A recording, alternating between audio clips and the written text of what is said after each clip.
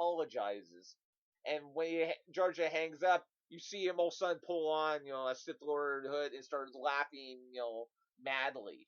Yeah, okay. And so I'm saying, I mean, at that point, it's like, okay, that actually makes sense. And in another episode, my last phone call.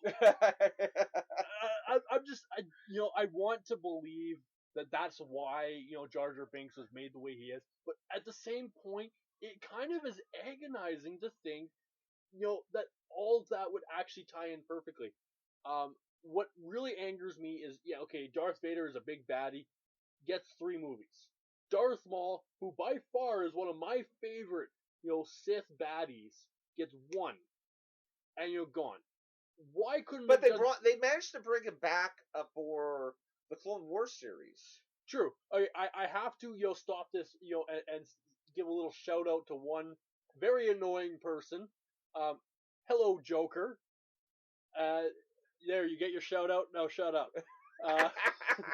Back to Star Wars. Wait a minute. Are you playing that game while we're on the air? Yes, I am playing that game while we're on the air. Joker, you know what? You're a lucky man, and, this guy happens to be able to do 2 things at once. Otherwise, I would track you down and smack you for trying to distract him while we're doing this. That's what she said. So, dude. Back to Darth Maul. Dude. Shut up. Dude. Okay, so back to Darth Maul. How, they're trying to say how powerful, Jar Jar Binks as, a Sith Lord would be. How is it possible that he could be more powerful than Darth Maul? I'm sorry, I'm sorry, Obi-Wan Kenobi went up and chopped and, sliced him in half. Yes. How powerful could, he really have been? You know what? The amount of movie that a storyline they could do with Darth Maul would be so worth it. He had the equivalency to be as powerful as Darth Vader. But the problem with Darth Maul was this: he obviously, he beat Qui-Gon Jinn, but then he was defeated by Obi-Wan Kenobi, who's got arguably be considered one of the greatest Jedi Knights of all time when he was in his prime. Obviously, when by the time he meets up with Darth Vader in A New Hope, he's obviously an old man. But I mean, in the prime, there was almost no one, including Anakin, who could beat him. No, see, and that's the other thing that irks me is in episode 4 they kill off Obi-Wan, who's a mentor. Now everybody has already pretty much known. Well, I guess they kind of didn't know who Obi-Wan. I'm speaking as someone who has seen all 6 movies now, so to me, Obi-Wan Kenobi is this great and powerful wizard. Yes, that was a Lord of the Rings reference. If you don't get it, you are not on the right podcast. So, all in all, I'm still happy to see Star Wars continue. Maybe it's not in the same capacity as, what we grew up on. Definitely not the big... It definitely has the hype, but it doesn't have the stay-at-home mentality. Where, and I'm the exception since I've seen it, 4 times.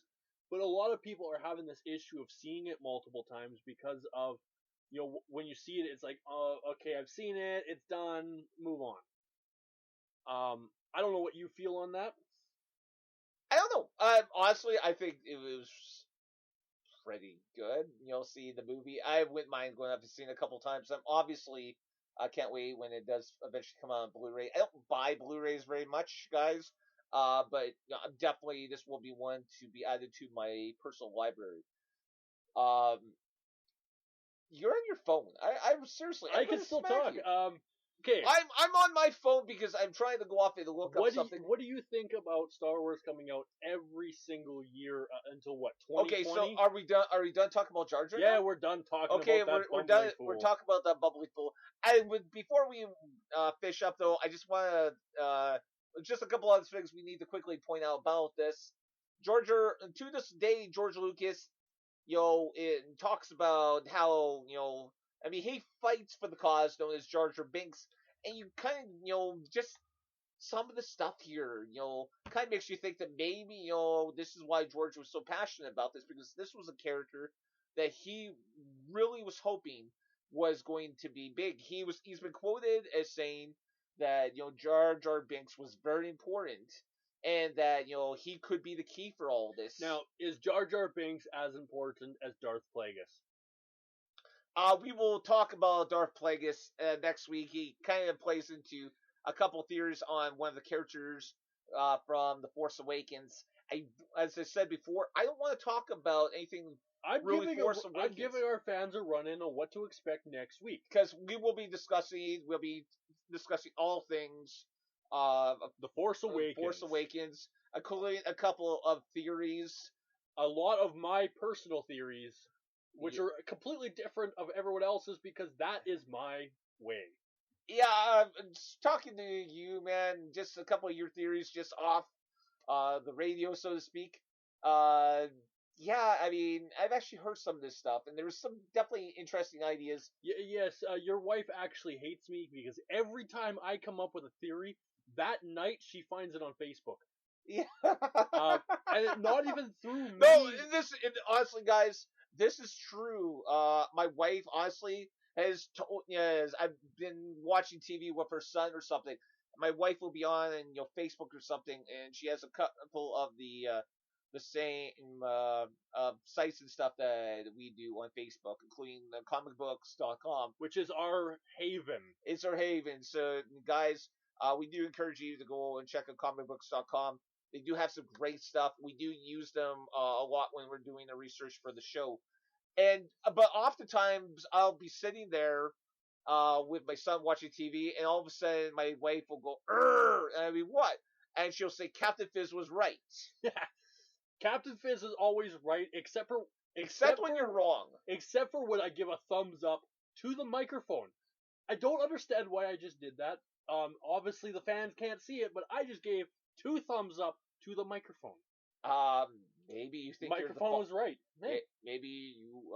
Hey. Yeah, I was gonna say maybe you think you're the Fonz. Maybe you think you're Hacksaw Jim Duggan. You're missing your 2x4. I'm somebody. I don't. You're definitely something. That's for sure. But, anyways, I don't know. You just ruined my train of thought. I did, because this was supposed to be, about Jar Jar Binks, and then you decided. Yes, we are talking about your thoughts on Star Wars for every year until 2020. Okay, fine. We'll talk about that now. This is really why we need to get some sort of director. I know exactly what I'm talking about when I'm talking about it, because I decide I'm talking about it. Okay, then. So I'm actually kind of excited about this, without going into much detail. Just because it's not like we're gonna go off and have a new Star Wars movie, every year that's necessarily about, Finn and Rey and Kylo Ren and everyone else, but we're gonna have a bunch of, origin stories and, legacy stories. I mean, they're talking about doing a Han Solo movie, which is going to come out, correct me if I'm wrong, 2018? I believe you are right.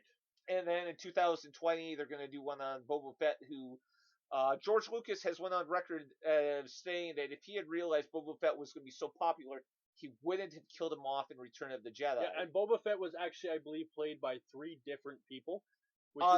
2 different actors and a voice actor.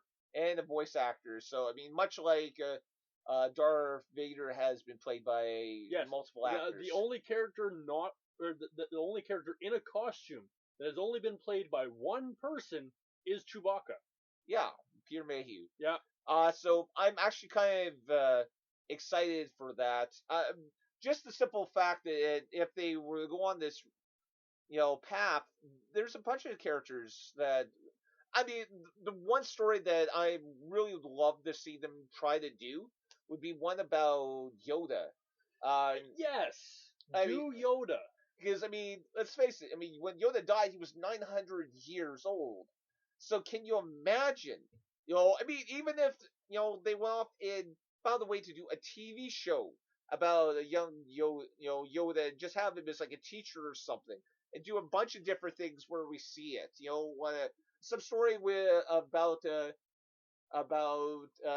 Yoda or whatever, something during the days of the Old Republic before it started to crumble. I would like to see a story that I think a lot of Star Wars fanatics would love to see, and that is the birth of the Force. Where all the whole Jedi and everything and all that came from. I'm kind of wondering, without going too much spoiler related, if some of the things that happened in the Force Awakens might lead us to it, because there's some stuff there that has to do with Luke Skywalker, which might give a starting point for either books or video games or possibly future movies down the line. Yeah, it's definitely possible. I'm definitely looking forward to the next movie, and which is in 2 years, which is a lot better than 10 freaking years. Well, originally George Lucas, I don't know if we've ever talked about this, but originally George Lucas had actually planned to do 12 movies. And originally, people were wondering about some stuff, particularly with Princess Leia.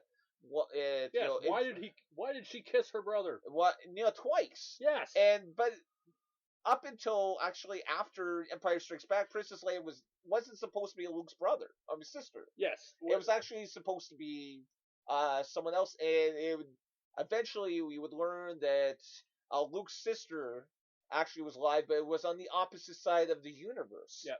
And that he would eventually meet her, I think, in episode 9 or 12 or something. Unfortunately, we need to start ending this show. Yes. Before I give my Twitter, to all of you Star Wars fans who are currently listening to us, or will be listening to us, or have listened to us in the past, and are now forced listening to us, if you hate the Ewoks, I dare you to message me on Twitter and tell me why. Follow me at real Fizz. So at real Captain Fizz. Damn, it's been a while since I've done that. Yeah, it has. I think I've actually said it once or twice myself, since the last time you said it. Wow, so at real Fizz, so at real Captain Fizz. There you go. There we go. Bravo! You can follow this local fellow at That Masked Guy. Follow the show at Fizz Mask Show. You can find us on Facebook. Look us up at facebook.com/Fizz Mask Show. Fizz Masked Man. What the hell? That was my shot at you. That was your shot at me. But yeah, it's look Fizz Masked Man on. Yes. Fizz Masked Man. One of our producers, God bless him for trying, is trying to get people to go off and to list their favorite video game franchises. And only Captain Fizz has replied. Yeah, my favorite has actually been on there, and that would be the Dragon Quest series. Right, you don't count. You put the question out there. What? Wait a minute, hold it. Thank you for going off and destroying the illusion that I'm trying to create here, you fool. Anyways, guys, you can find if you just want to go to one place and find out as much as possible about our show, go check out our website, www.fizzmaskshow.com. And it's got links to all 3 Twitter accounts that we've mentioned, plus a link to our Facebook account. And last I heard, we had the first 34 episodes, is it, of the Captain Fizz Masked Guy Show? 33, I believe. 33 episodes on there. We're trying to wrangle up our computer monkeys and get them back on course so we can get you the rest of the episodes on there. I had the monkeys for supper. Ugh, that explains a lot. They tasted good with flava beans. Okay, we're doing a Hannibal the Cannibal moment here. Yes, we are. But you know what, guys? Not cannibal if you eat monkeys. I have nothing to say to that. Anyways, guys, thanks for listening. Thanks for coming back. And but you know what, guys? We gotta go. So, good night. Stay frosty. Good night. Good night.